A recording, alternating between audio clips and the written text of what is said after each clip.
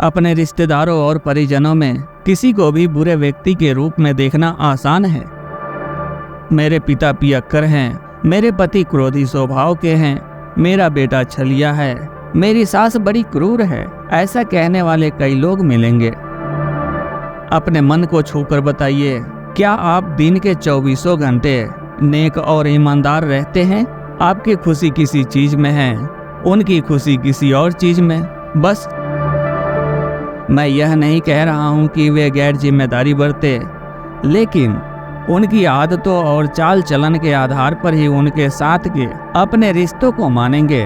आपका यह विचार ओछा है, मैं यही कहना चाहता हूँ। एक बार की बात है, शंकरन पिल्ले ने अपने सामने हाथ पसारने वाले भिखारी से कहा, पैसा देने पर तुम जाकर शराब पियोगे? भिखारी ने जवाब दिया, ना साहब, सच्ची में मैं शराब नहीं पीता। तो जुआ खेलकर हारोगे? अपनी जिंदगी में मैंने कभी भी जुआ नहीं खेला है साहब। तो लड़कियों पर फिदा रहते हो, है ना? अपनी माँ की कसम खाकर कहता हूँ साहब, मैं कभी भी पराई स्त्री के पास नहीं गया हूँ। तो शंकरन पिल्ले ने थोड़ी देर सोचा, फिर उसने कहा, मेरे घर आना। मेरी पत्नी को यह तसल्ली देनी पड़ेगी कि तुम्हारे पास कोई बुरी आदत नहीं है। जैसा कि आपने इस मजाक में देखा, कई मर्द अपने परिवार की अपेक्षाओं के अनुरूप व्यवहार नहीं करते। इसका कारण कुछ भी हो सकता है, असमर्थता, क्षमताहीनता या उनकी पेशे की मजबूरी वगैरह वगैरह। फायदा होने पर ही किसी को स्वीकार करना, नहीं तो उसका तिरस्कार करना परिवार का लक्षण नहीं है। वह तो व्यापार है, लेन देन का व्यापार। परिवार का मतलब है कुछ खास लोगों को अपनों के रूप में स्वीकार करना ही सच्चे माने में परिवार है। उनकी सफलता असफलता का ख्याल किए बिना, वे स्वस्थ हैं या बीमार, इस तरह के विचारों पर गए बिना स्वयं को उनके साथ संलग्न करना ही परिवार के सही मायने हैं। आपके परिवार का कोई सदस्य यदि गलत राह पर चल रहा हो तो उसे बचाना आपकी जिम्मेदारी बनती है ना? इस बार शंकरन पिल्ले ने तैराकी की पोशाक पहनकर समंदर में उतरे। 20 फुट की गहराई में किसी आदमी को किसी तरह की रक्षात्मक पोशाक के बिना आते देखकर उन्हें अचरज हुआ। 60 फुट की गहराई में भी उसे रक्षात्मक पोशाक या ऑक्सीजन का मुखौटा पहने बिना साथ में आते देखकर शंकरन पिल्ले हैरान हुए। पानी में ना घुलने वाली स्याही से लिखकर पूछा, यह कैसे मुमकिन है? अगले ने कलम छीनकर उत्तर लिखा, मैं डूब रहा हूँ बेवकूफ, मुझे बचाने की कोशिश किए बिना सवाल किए जा रहे हो। आप भी शंकरन पिल्ले की ही तरह हैं, डूबते व्यक्ति को तमाशे के रूप में देख रहे हैं। परिवार से अलग होना चाहते हैं या उन्हें अलग करना चाहते हैं। शहर में बड़ी कमाई करने वाला एक नौजवान मेरे पास आया और बोलने लगा, मेरे पिता अनपढ़ किसान हैं, उन्हें पता नहीं कि सभ्यता क्या चीज है। मेरे दोस्तों के सामने बकवास करते रहते हैं, इससे मुझे जलील होना पड़ता है। अपने पिता के बारे में अभद्रतापूर्ण शब्दों में बोलने लगा। मैंने पूछा, पहले तो आप इस बात को भूल गए हैं कि आप भी अपने माँ बाप की भूल के कारण पैदा हुए हैं। मैं भी इसी भूल से पैदा हुआ हूँ। इस तथ्य को समझने की अक्लमंदी भी आपके पास नहीं है।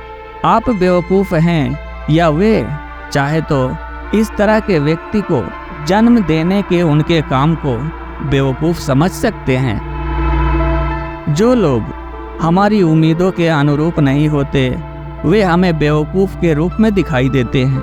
आप इस बात को ना भूलिए कि इसी कारण से आपको भी बेवकूफ़ के रूप में देखने वाले 100 लोग होंगे।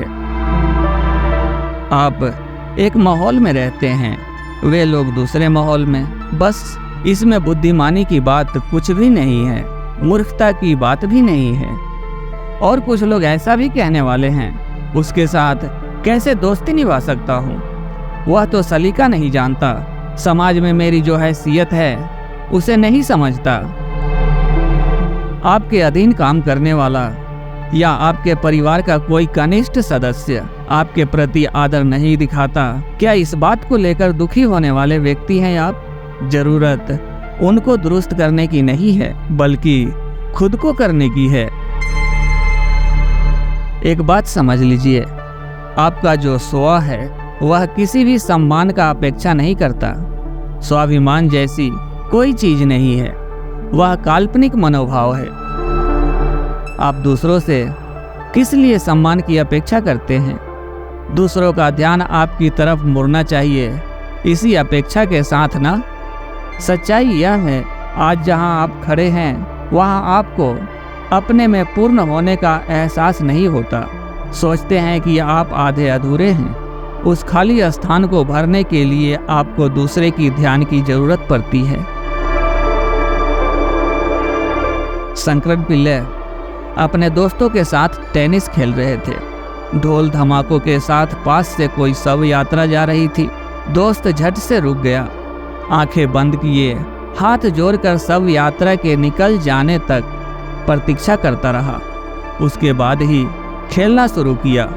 शंकरन पिल्ले ने कहा, दूसरों के प्रति आप कितना आदर भाव दिखाते हैं। आपका यह व्यवहार देखकर मैं गदगद हो गया। दोस्त ने कहा, 30 साल तक जो महिला मेरे जीवन में साथ रही, उसको कम से कम इतना सम्मान तो देना ही चाहिए। क्या आप भी इसी तरह का सम्मान चाहते हैं? अपने अधिकार या श्रेय के बल पर आदर या सम्मान मांगकर प्राप्त करना भीख के समान है। भोजन के लिए किसी के सामने हाथ फैला सकते हैं, संवेदना के लिए नहीं। आज जो लोग आपका खूब आदर करते हैं, कल आपकी तरफ मुड़कर देखे बिना जा भी सकते हैं।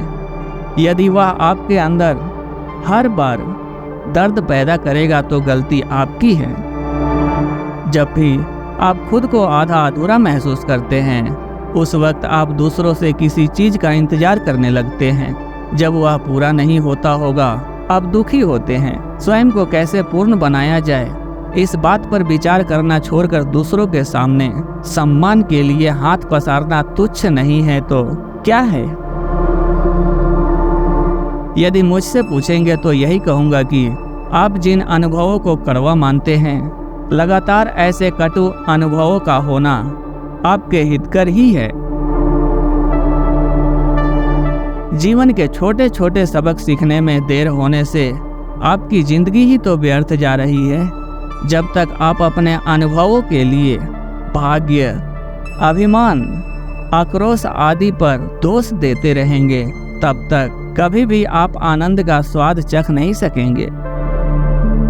सभी चीजों के लिए मूल कारण आप हैं। आप, हाँ, केवल आप। यदि यह बात आपकी समझ में आ जाए तो कम से कम अपने शेष जीवन को अद्भुत